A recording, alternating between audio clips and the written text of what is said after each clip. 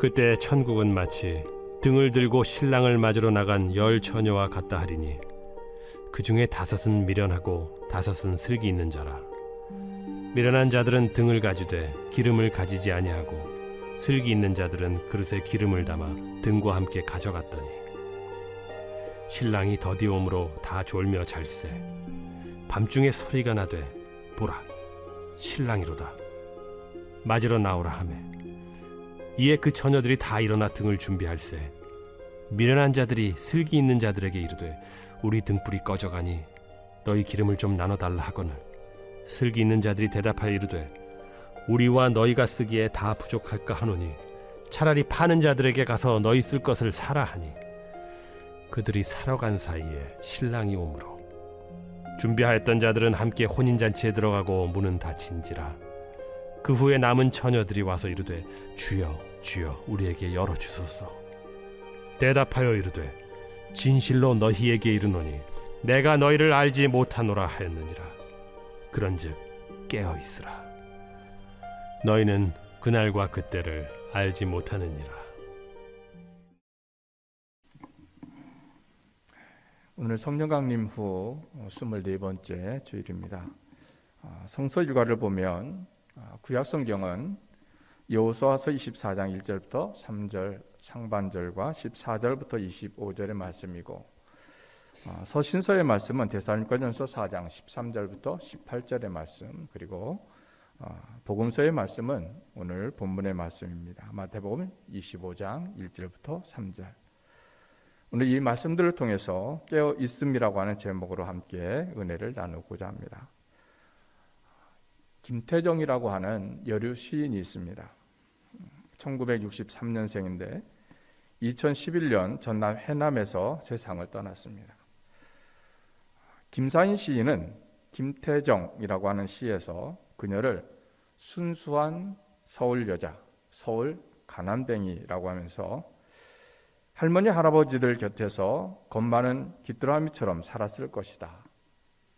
길고 느린 시간이 천천히 흘러가는 것을 마루 끝에 앉아 지켜보았을 것이다.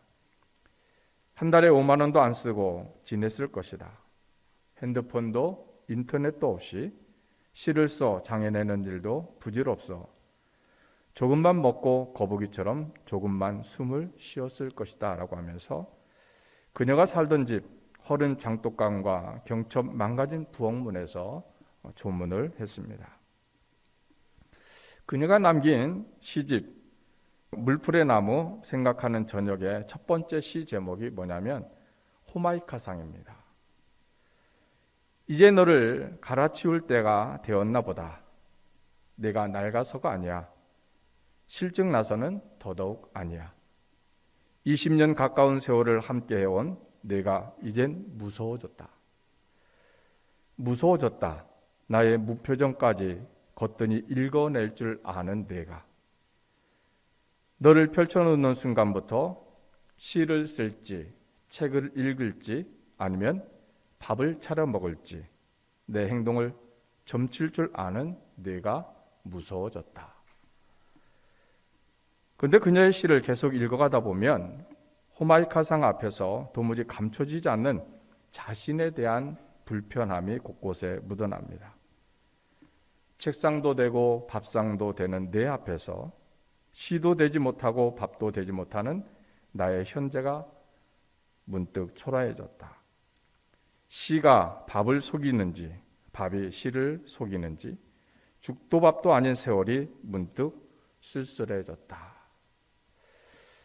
자신의 그 시시한 자존심 때문에 이제 너를 갈아치울 때가 되었나 보다라고 속내를 털어놓는 그녀의 시를 읽어보면서 어쩌면 가난한 시인으로서 더 무섭게 깨어 있었을 그녀의 짧은 일생이 궁금해지기도 합니다.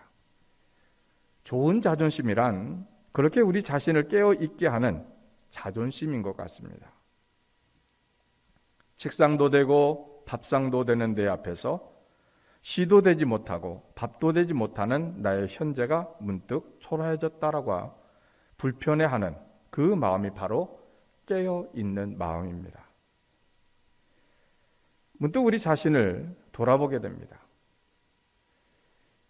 입동을 닷새나 지나 이미 겨울로 들어섰는데 한 해의 종말이 다시 서슬퍼렇게 다가오는데 시인처럼 자기 상태의 초라함에 불편해하는 그 깨어있는 자존심이 과연 남아있기는 한지, 그리고 그 불편해하는 자존심이 마침내 나를 깨어있게 만들고 있는지 여러 가지로 마음이 쓰여지는 그러한 겨울입니다.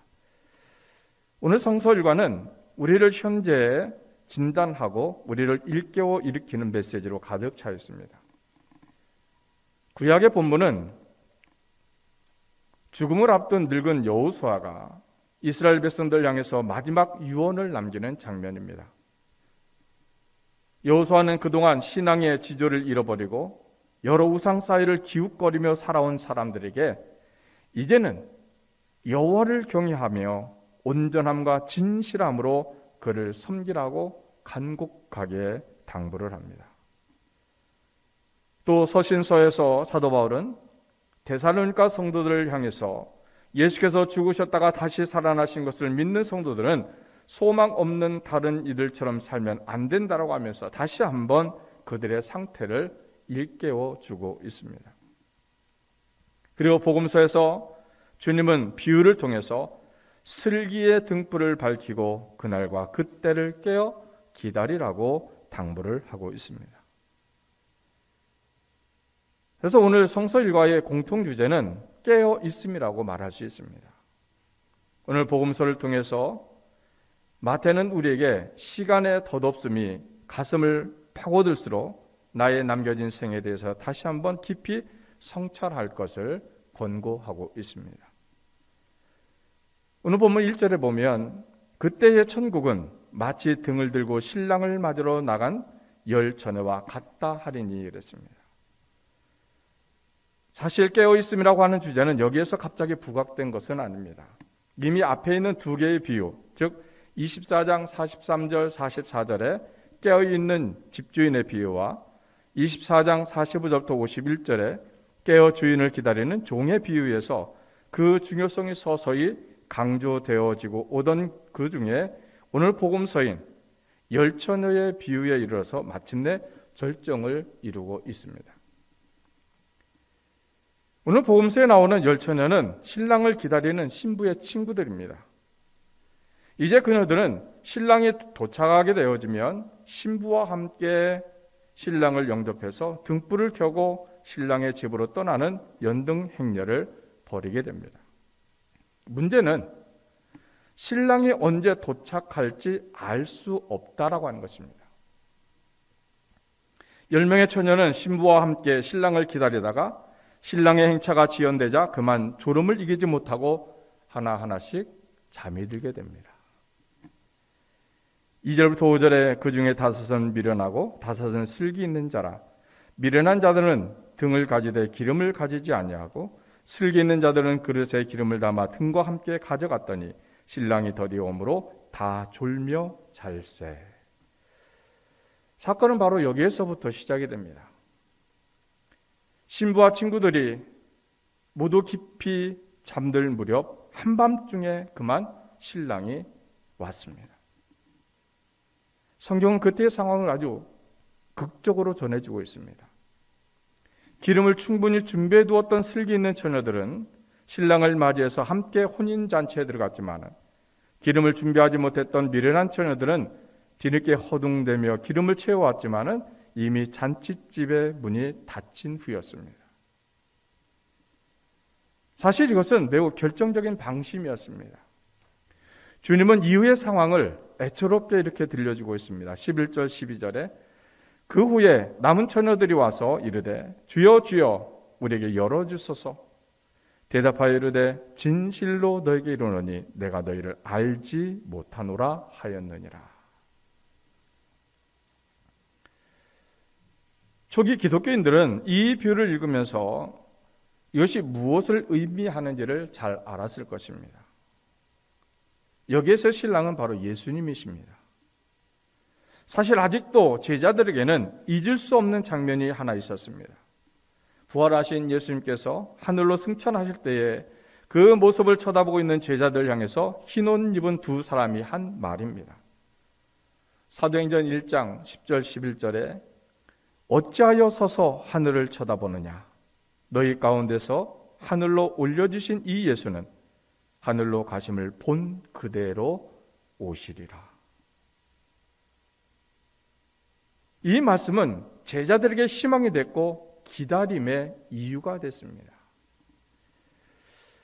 이후로 제자들은 이 말씀을 믿고 하루같이 예수님을 기다려왔습니다. 그런데 그들의 기대와 달리 예수님은 오시지 않았고 시간은 속절없이 흘러만 갑니다. 그들은 자신들이 살아있을 때에 예수님이 재림하신다라고 굳게 믿고 있었는데 예수님의 재림이 지연되면서 내심 당황하기 시작을 했습니다. 그런 그들에게 있어서 예수님께서 말씀해 주신 열천의 비유는 매우 의미 있는 대답이 되었을 것입니다. 예수님의 재림을 기다리는 신자로서 자신들이 갖추어야 할 태도가 무엇인지를 이 비유를 통해서 말씀을 해주고 계시기 때문입니다. 사실 이 비유를 천천히 살펴보면 졸다가 잠이 들어버린 것은 비단 미련한 5 처녀만이 아니었습니다. 마태는 5절에 신랑이 더디 오므로 다 졸며 잤다라고 증언을 하고 있습니다. 마태는 슬기 있는 5 처녀도 똑같이 깨어 기다리지 못했음을 지적을 하고 있습니다. 그래서 어떤 사람은 마태의 이 기록을 놓고 문학적인 세련미에 부조하다 이렇게 이야기를 합니다. 그런데 이것은 그냥 문학적인 부족이나 부조화의 문제가 아닙니다. 우리는 여기에서 마태의 지필 의도를 알 수 있어야 됩니다.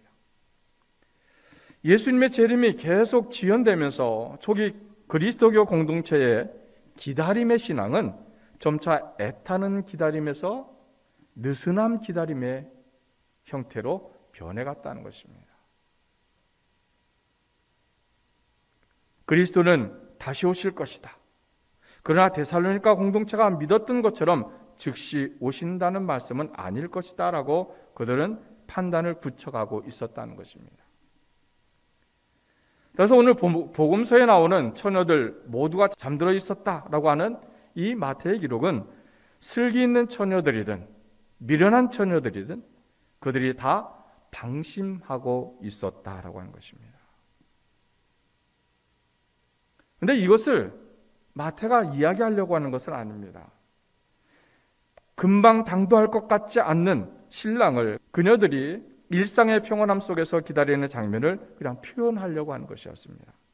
정확히 말하면 처음에 열화 같았던 기다림의 열망이 점차 누그러진 후에 그 당시 교회들이 보여주고 있었던 다소 느슨해진 모습을 마태는 잠든 처녀들을 통해서 이야기하고 있는 것입니다.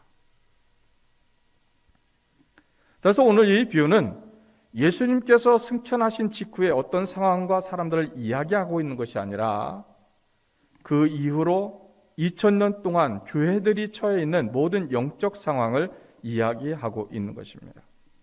결국 오늘 복음서에 나오는 처녀들의 모습은 오늘 우리들에게서 감지되어지는 그러한 모습들입니다.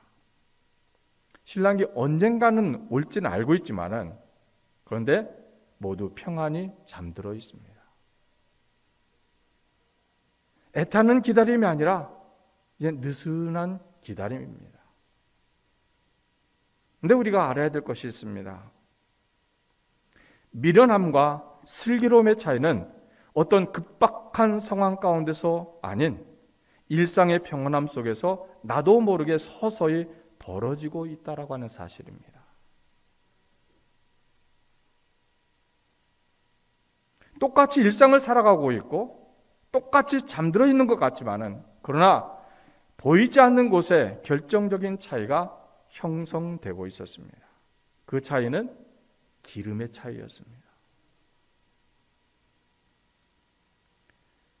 슬기로운 5 처녀는 평온하게 잠들어 있었지만 그러나 일상에서 늘 기름이 채워져 있었다라고 하는 것입니다.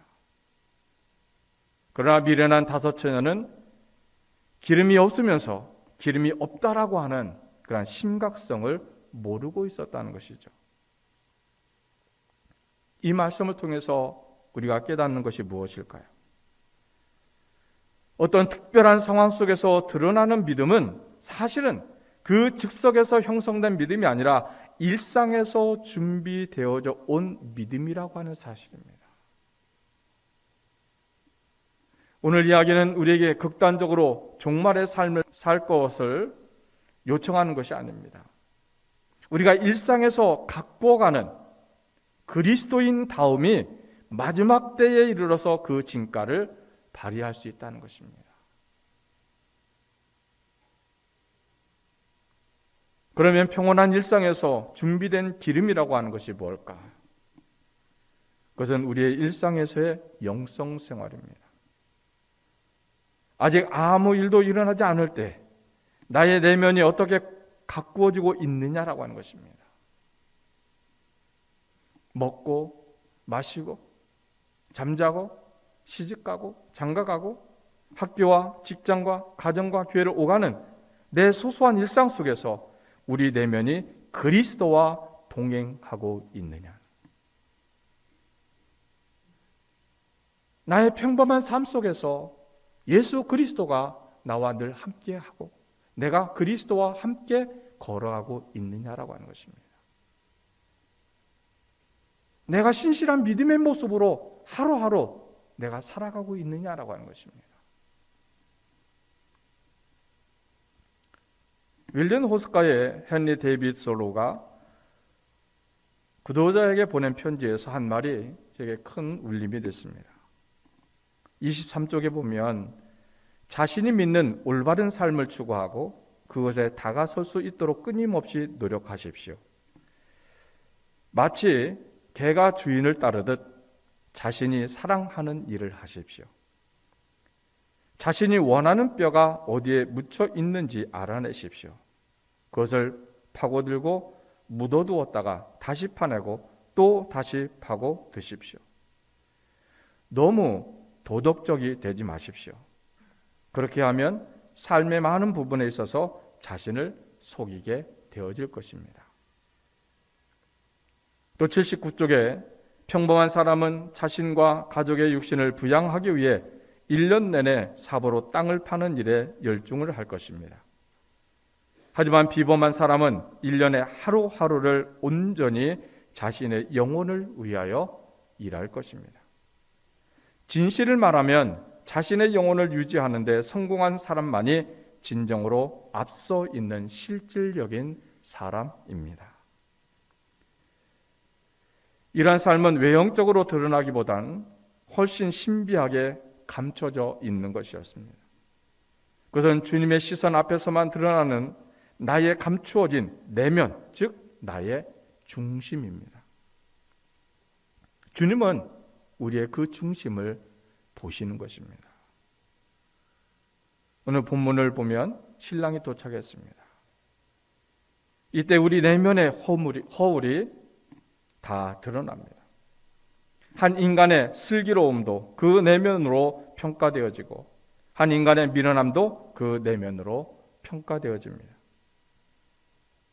예수님께서 들려주신 이 비유는 우리 그리스도인들이 어떻게 자신의 내면을 다듬어야 하는지 또 어떻게 영혼을 준비해야 되는지를 보여주고 있는 것입니다.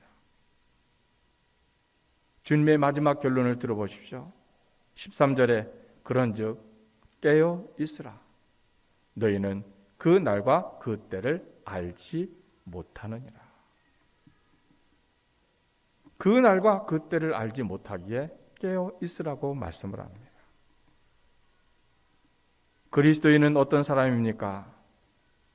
말씀을 깊고 진지하게 묵상하는 구도자로 성령의 임재와 현존하심 속에서 일상을 살며 신랑이신 주님께서 내게 오시는 날을 깨어 기다리는 사람, 그가 바로 그리스도인이라고 주님은 말씀하고 있는 것입니다.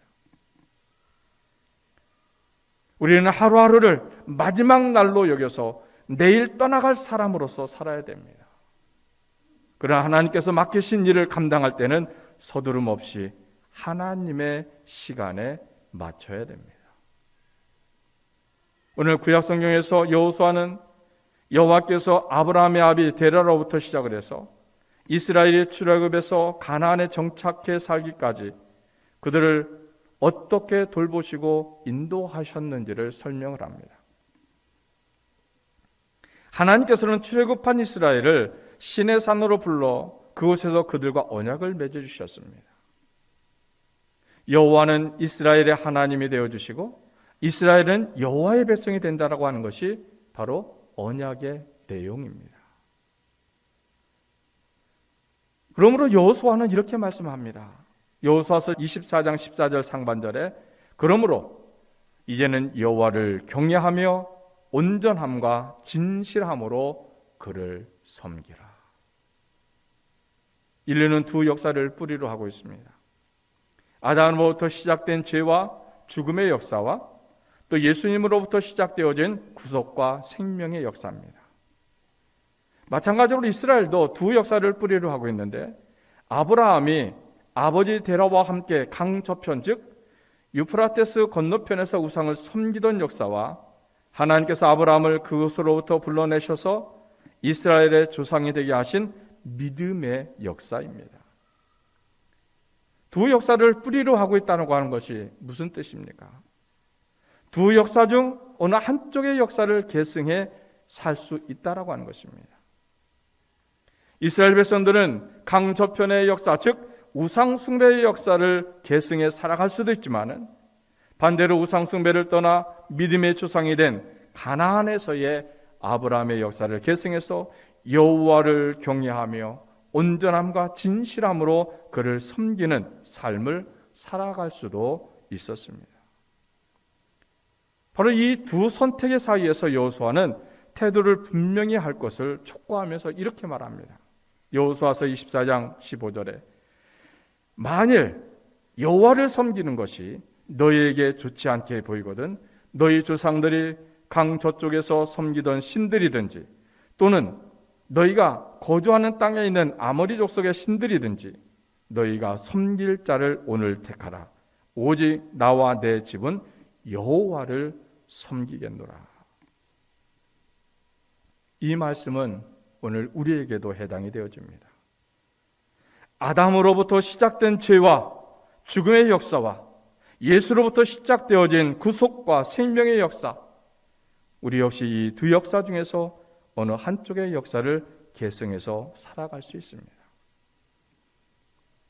형제들아, 자는 자들에 관하여는 너희가 알지 못함을 우리가 원하지 아니하노니 이는 소망 없는 다른 이와 같이 슬퍼하지 않게 하려 함이라.